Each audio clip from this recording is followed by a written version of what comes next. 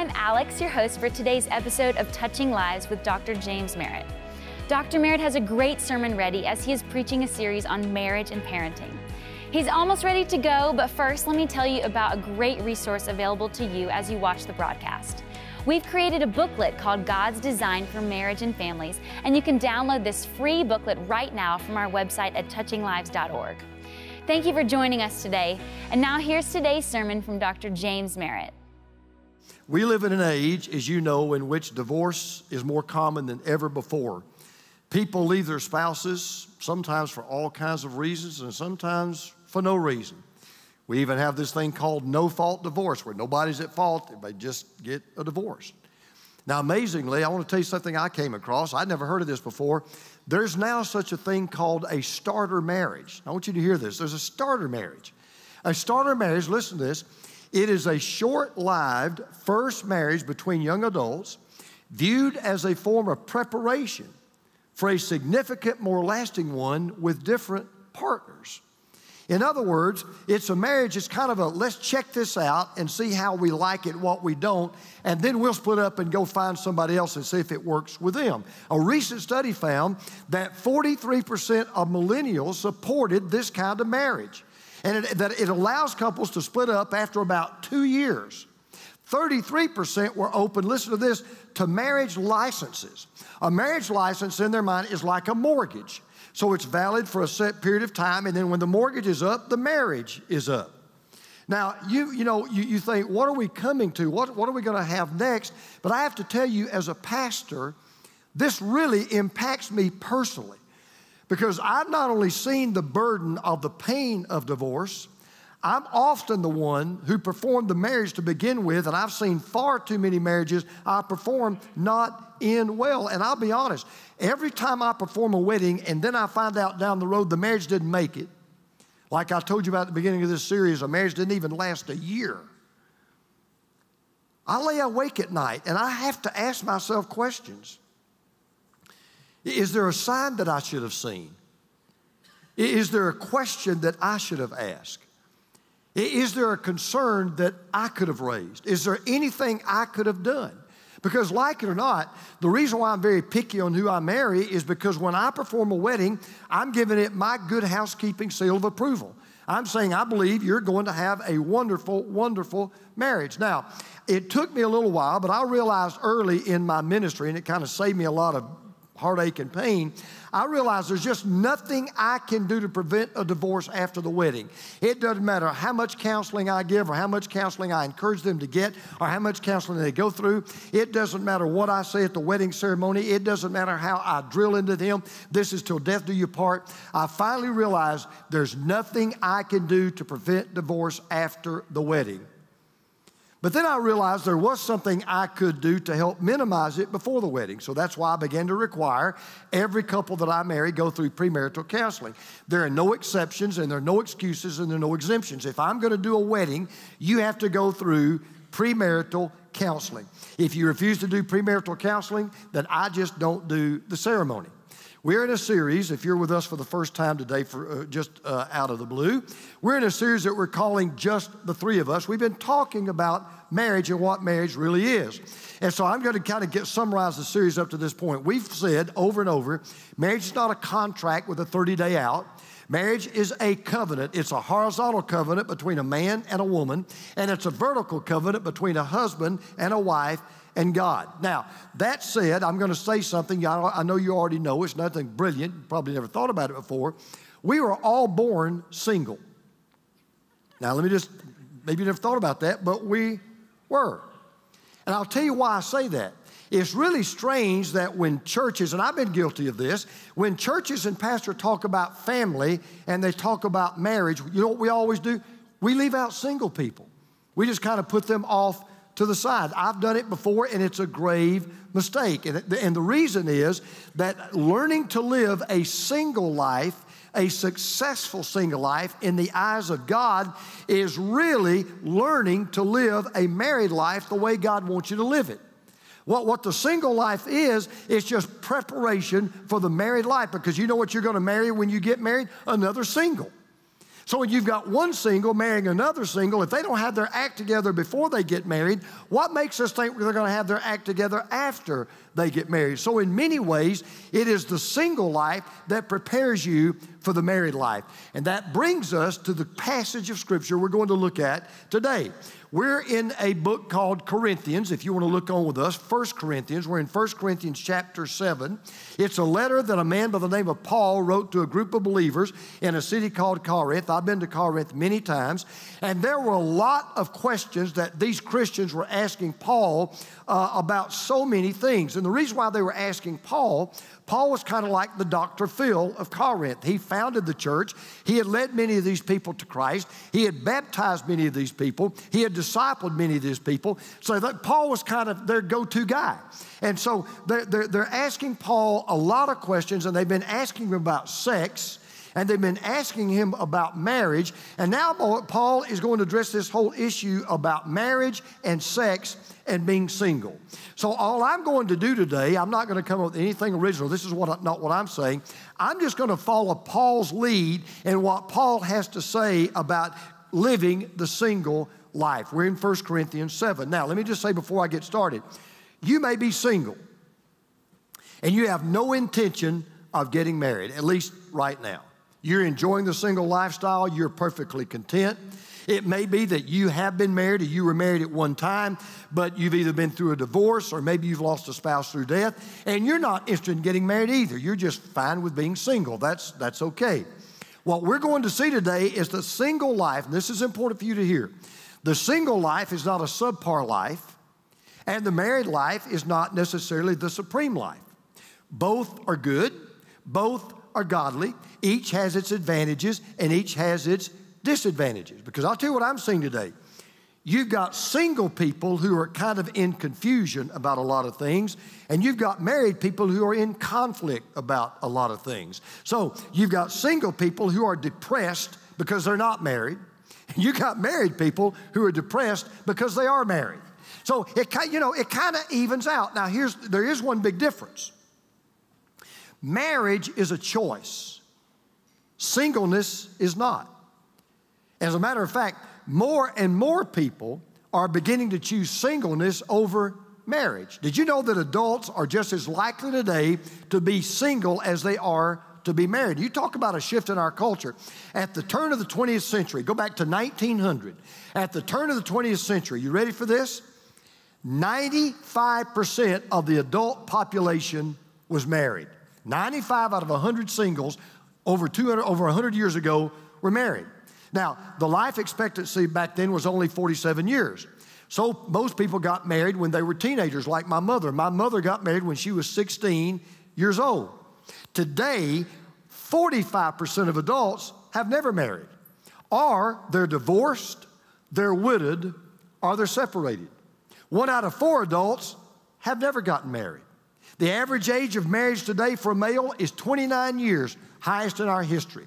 The average age for marriage for a female today, 27 years, the highest in our history, never been higher. So for all of you who are single, or you're raising someone who's single, or you've got friends who are single, I want you to listen today to this tremendous godly advice on how to be successfully single. And by the way, if you're not single, I want us today to learn how to see and how to appreciate those who are single. So we're in 1 Corinthians chapter 7. We're going to learn 3 things today. And you've got a little, I think in your worship guide, if you want to take notes, you can kind of fill in the blanks there on the back. All right, number 1, we should appreciate singleness as a proper life.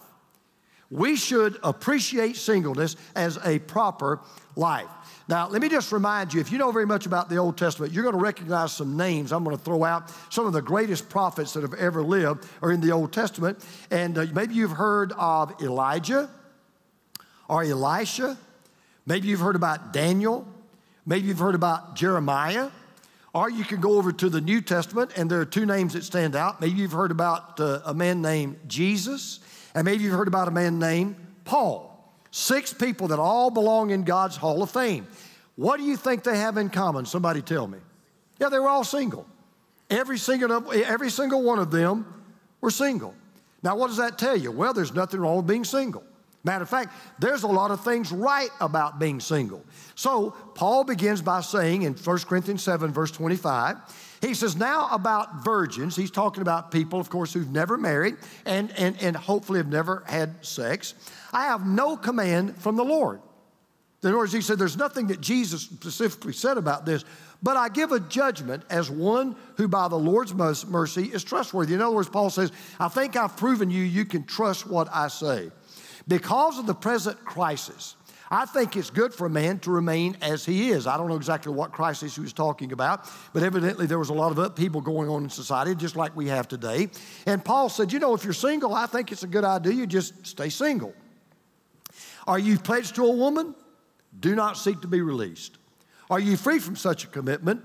Do not look for a wife. Now, Paul's advice is very simple, okay? If you're married, stay married.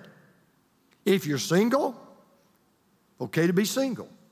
If you're not married, just don't be looking so hard to get married. Now, I want to remind you, Jesus was never married. As a matter of fact, Jesus was always constantly changing perceptions. I mean, think about it.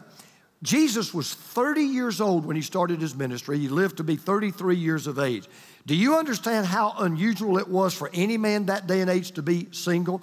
No man was single. You couldn't find a single man with a microscope, with a Geiger counter. If you were 30, you were expected to be married.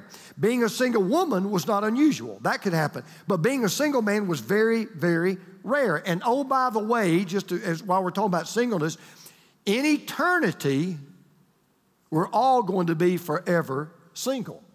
Because in God's plan, marriage is an earthly-only institution. In fact, in response to a question about marriage in heaven, Jesus said, at the resurrection, people will neither marry nor be given in marriage. They will be like the angels in heaven.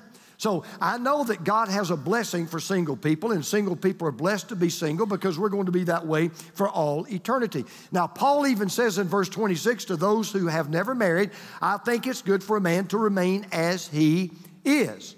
So we're not told that the single life is necessarily the best life, but what we are told is it's a good life. It's not necessarily the best life. It's not necessarily the better life, but he said, you know, it is a good life. It is a proper life. And I'm going to be honest. You're single here. I'm going to make a confession.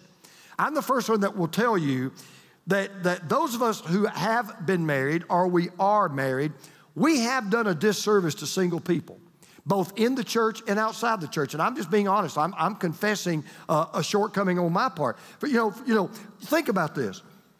We have a tendency to look down at people who are single, still do. If we see a woman who's never been married, we even have a derogatory term for that woman. What do we call her? An old maid. You know, we call her an old maid. I got news for you. She's far from being an old maid. She may be a very smart woman. She may know what she's doing. I mean, how many times have you ever seen a beautiful woman or a very handsome man who maybe are in their 30s or their 40s and they've never been married, and you just can't help yourself. You think to yourself, I wonder what's wrong with him. I wonder what's wrong with her. I wonder why they have never married. When the fact of the matter is, there's probably nothing at all wrong with them. As a matter of fact, at this point in their life, it may be there would be something wrong with them if they were married. So Paul said, look, being single is a good life. So here's a word to those of you who are single and you're not married. Okay, this I can tell you. It is better to be single and remain single and die single than to marry the wrong person. Just take my word for that, okay? I love what the late comedian Rodney Dangerfield said. I love this. Rodney Dangerfield said, my wife and I were deliriously happy for 25 years, and then we met. Now, on the other hand, there's nothing wrong with being single and wanting to marry. So Paul says in verse 27, are you pledged to a woman? Do not seek to be released. But are you free from such a commitment?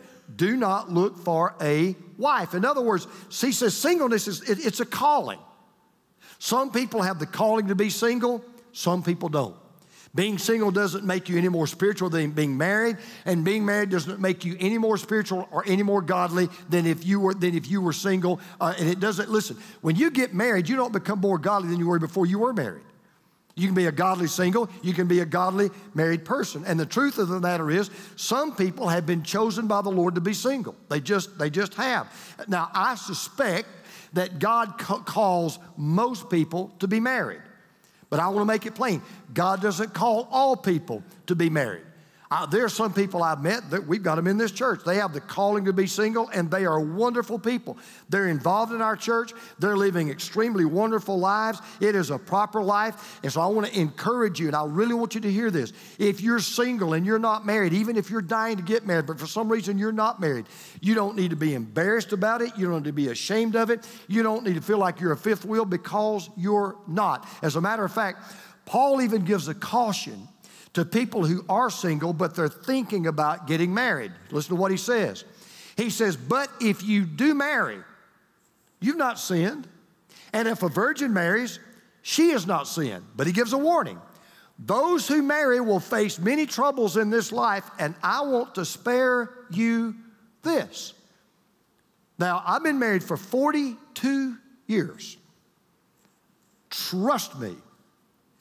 When you get married, you double your pleasure, but you also double your problems, because now you got two people involved. Teresa heard me first time I said that. This is back, I think we're in Mississippi. And I said, you know, now if you get married, you're going to double your pleasure, you're going to double your problems. We're on the car driving, we're going back home, and she said, you know what? She said, you know what you said about doubling your pleasure and doubling your problems? I said, yeah. She said, can I just tell you and be honest with you? I said, sure. She said, when I married you, I doubled my pleasure, but I quadrupled my problems. You know what I said to her? I said, that's why you got me a half price. Now, I was a blue light special. But the point, listen, that Paul is making, and I want all of us to remember, is we should appreciate singleness as a proper life. It's okay to be single. You can be in the center of God's will and be single. You can be mightily used of the Lord and be single. That's the first thing I want you to hear. Second thing, we should celebrate singleness as a productive life. We should appreciate it as a proper life. It's a good thing. But he said we should celebrate singleness as a productive life. Now, Paul says, let me give you some advantages to being a single person. And there are several. Listen to this. I would like you to be free from concern. An unmarried man is concerned about the Lord's affairs, how he can please the Lord. But a married man is concerned about the affairs of this world, how he can please his wife. And his interests are divided. An unmarried woman or virgin is concerned about the Lord's affairs. Her aim is to be devoted to the Lord in both body and spirit. But a married woman is concerned about the affairs of this world, how she can please her husband. I am saying this for your own good, not to restrict you, but that you may live in a right way and an undivided devotion to the Lord. Now, what Paul says, frankly, is indisputable. He says one of the advantages of being single is you can give 100% of your time and 100% of your energy and 100% of your thinking and 100% of your resources totally to serving the Lord. You're not hindered by anything else. You're not worried about anything else. And I can tell you, because I've traveled the world, and I can tell you now, some of the most effective missionaries we have on the mission field are single. I mean, because they don't have to worry about bringing kids or getting kids and getting them adapted to a different culture. They don't have to worry about educating. They don't have to worry about a wife that may not be happy in a foreign land or a husband that may not be happy in a foreign land. They can just go, and because they're just single, they don't have to worry about that. I mean, common sense tells you, if you got to pick up and you've got to move to a foreign country, it's just easier to do it if you don't have a spouse. It's easier if you don't have a child. Now, again, let me emphasize, does that mean that a married man and a married woman with children can't be effective missionaries? No, because on the other hand, some of the best missionaries we have, and most of our missionaries are married. That's not what I am saying. I'm just simply saying what Paul is saying, stating the obvious. It is easier in some ways to serve the Lord when you're single than when you're married, due to the troubles and the problems and the pressures with ministry. It's been a great sermon so far, and Dr. Merritt's final points are coming up. Before we return to the message, I'd like to share with you a little bit about who we are. Touching Lives exists to touch the lives of the lost and enrich the faith of the found. And we accomplish these goals by the grace of God and through the generosity of people just like you. I'd like to invite you to partner with us financially because together we can continue reaching the people all over the world for Jesus. Donating is safe and easy. Go to our website at touchinglives.org and look for the donate button near the top of the homepage. If you enroll as a recurring monthly donor with a monthly gift of $50 or more, we have a very special gift for you, an official Touching Lives partner coin that we hope will remind you to pray for the lost each time you see it. No matter if you're able to give or not, please pray for us as we minister to people all over the world. Your prayers are worth more money than you could ever send. And now let's get back to Dr. Merritt's sermon. You're single. You lose your job. But you're not married. Well, at least you don't have to go to bed now wondering, how am I going to feed my wife? How am I going to feed my kids? How am I going to support my family? Because if you're single, you don't have the expenses of someone who's married. I remember before I got married, my dad was my best man. And so we were talking the day before the wedding and just, kind of spitballing about some things. And I said, Dad, now's a good time to ask you. I said, is it really true that two can live cheaper than one? And Dad looked at me out there, he smiled, and he said, yeah, if one doesn't eat. Now, I got a news flash for you. The only bargain you'll ever find in marriage financially is the marriage license. The price goes up after that. Okay, it just does. Because you learn almost after the honeymoon is over, man, I've got a spouse I've got to please. I've got a spouse I want to be happy. And then the kids come along and now you say, man, I've got a family to feed. And then you finally get to the point where you can buy a house and you say, now I've got a home to maintain. And everything kind of ramps up. And oh, by the way, it's hard enough, think about this, when you're single, it's hard enough to live with yourself because you're not perfect. It's hard enough to live with you, much less with other people who are also imperfect, which, by the way, while I'm in the territory, let me just say this. That's why a lot of people get so disappointed and they get so disillusioned early in a marriage. Because some people think, if I just married her, if I just marry him, now I'm going to be happy. All of my emotional needs will be met, and all of my physical needs will be met, and all of my spiritual needs will be met. Let me tell you something. Marriage was never intended to resolve every personal problem, every emotional problem, and every spiritual difficulty that you face. Because sometimes marriage subtracts, sometimes marriage adds, sometimes marriage divides, sometimes marriage multiplies. Sometimes marriage can work positively, and sometimes marriage can work negatively. But a single person can be single-minded. But a married person has to be double-minded. For 42 years, I've never been able to make a decision just for me. I've had to make my decisions taking my wife into consideration, taking my kids into consideration. Now, today, there are some things I have to decide. I've got to take my grandchildren into consideration. So a married person has to be concerned not just about pleasing the Lord, but about pleasing the spouse. I tell young pastors this, and I'm sure this will make sense to you. I can't even preach if I'm not right with Teresa. I only tried it once. I'll never try it again. I was miserable. Can't do it. So we have a wonder. Listen, you'd love my house on Saturday night. We don't fight on Saturdays.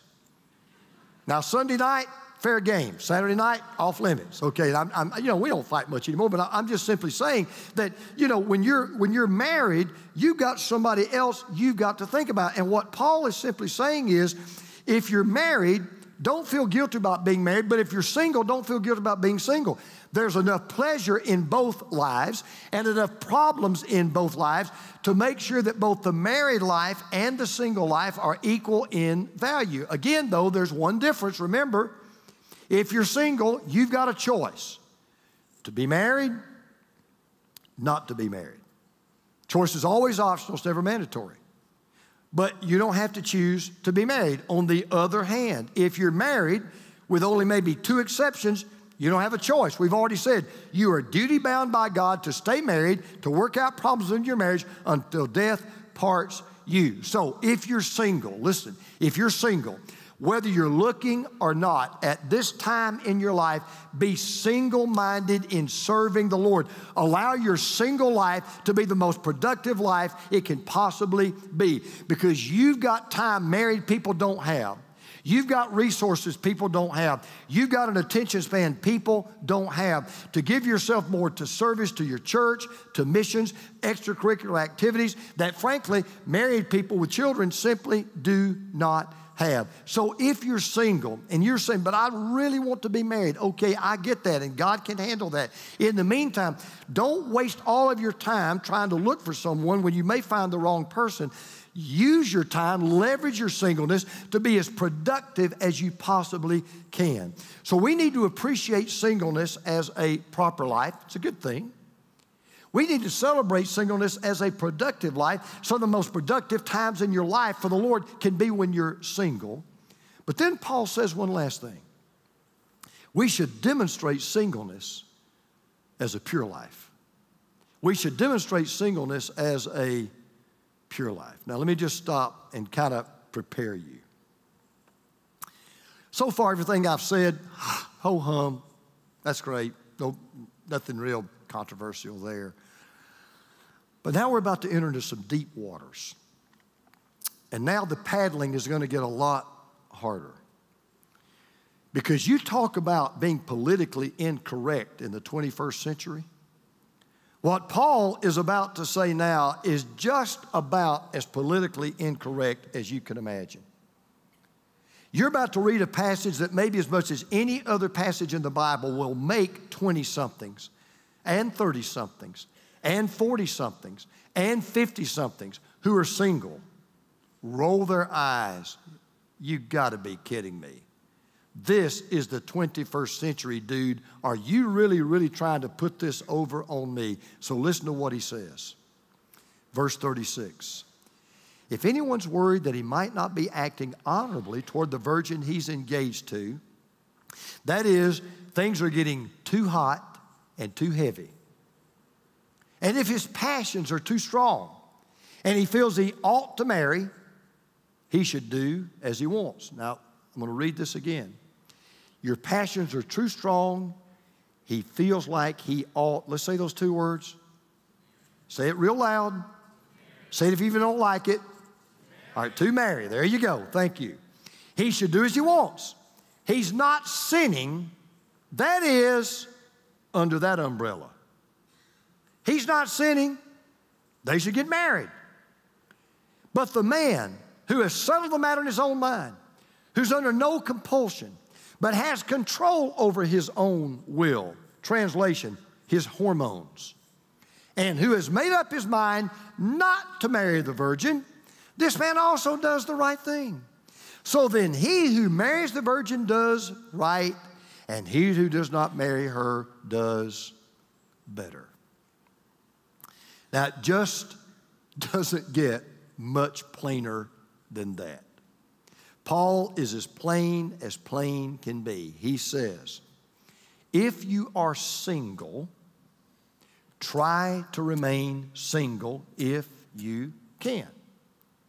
But if you don't have the calling of singleness, you cannot control your sexual desire, the hormones are bubbling over, then you should go all the way. Nope, it's not what he said. Then you should make sure you're using contraceptives. Nope, not what he said. Then you should do whatever feels good. Nope, not what he says. Then you should unleash your sexual passion. Nope, not what he says. Then you should hook up and shack up. Nope, not what he says. That's what Hollywood says. That's what the sexual movement has said. That's what the secular culture says. That's what the universities say,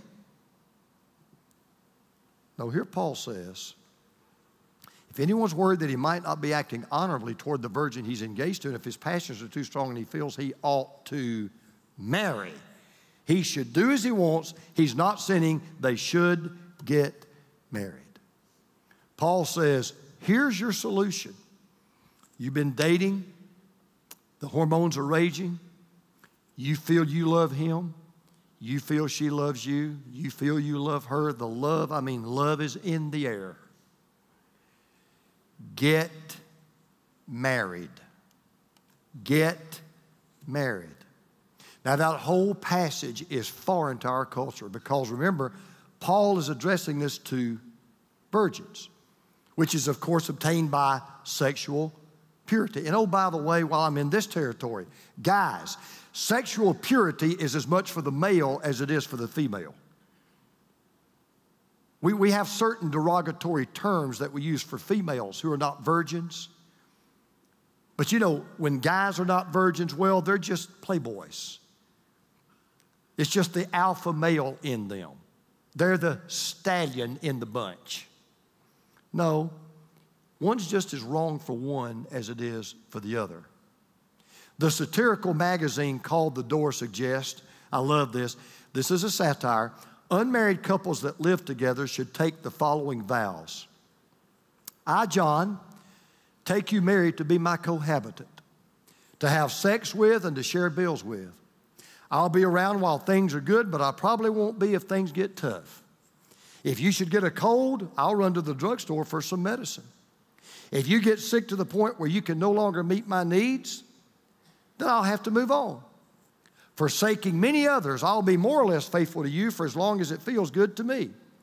If we should break up, it doesn't mean this wasn't special for me. I commit to live with you for as long as this works out.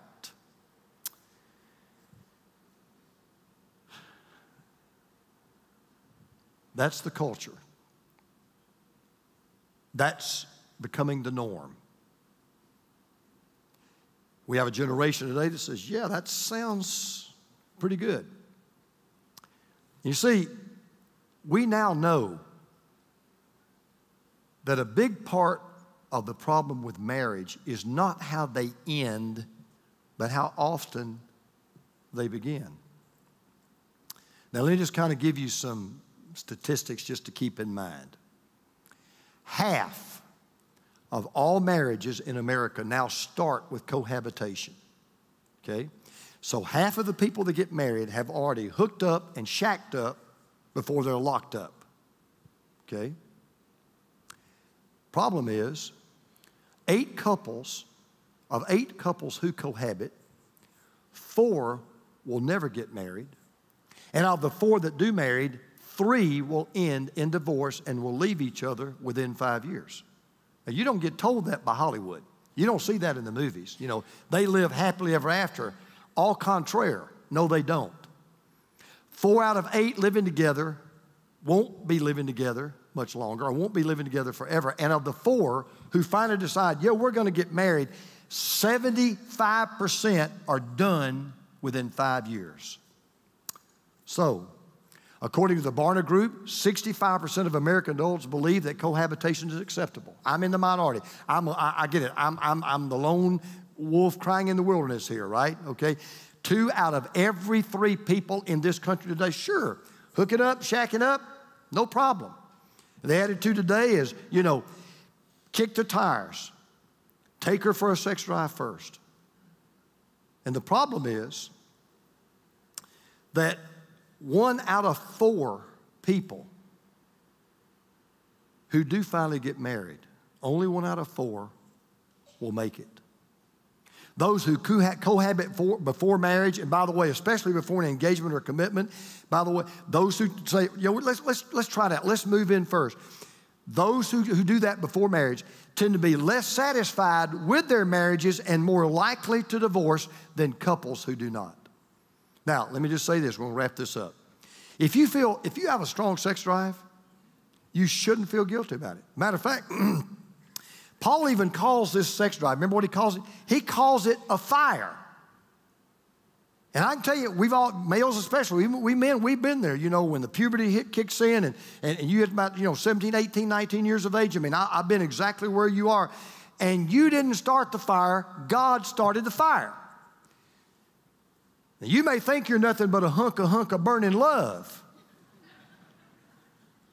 But that fire is to be controlled because it can burn your life down. Because the one that gave you that sex drive can give you the power to control that sex drive and not unleash that fire until it's burning where it's supposed to burn, and that is in the fireplace of marriage. So I want to close with just some practical advice to those of you who are single, okay? Something I've already said. If you want to be married to the right person, and I would assume that's what you want. If you want to be married to the right person and you want to find the right person, you've got to be the right person first. It all starts with you. It doesn't start with them. It doesn't start with him or her. It starts with you. You want to find the right person, be married to the right person. You got to be the right person first. You ought to be so right with God and so in tune with God that whoever you're thinking about marrying one day, let me tell you, this is important. If you're right with God and you really are right with God and you're really in tune with God and the person you want to marry is right with God and they're really in tune with God, here's what will happen. They will be spiritually attracted to you before they're physically attracted to you. And their spiritual attraction to you will be far stronger than their physical attraction to you. The other part of that advice also stands. If you are the right person, you say, well, Pastor, how do I know if I'm the right person or not? Oh, that's easy. Here's how you know you're the right person or not. You ready? This will be worth writing down if you're single. If you are the right person, you'll look for the right person. If you are the right person, you will look for the right person. And finally, when you do marry, do it for the right purpose.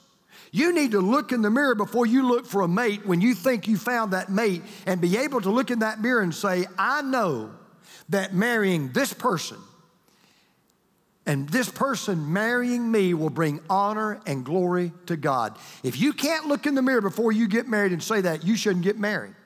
I know that marrying this person and this person marrying me, I know will bring honor and glory to God. Now, the last thing I want to say, which is true for married and single people, is this.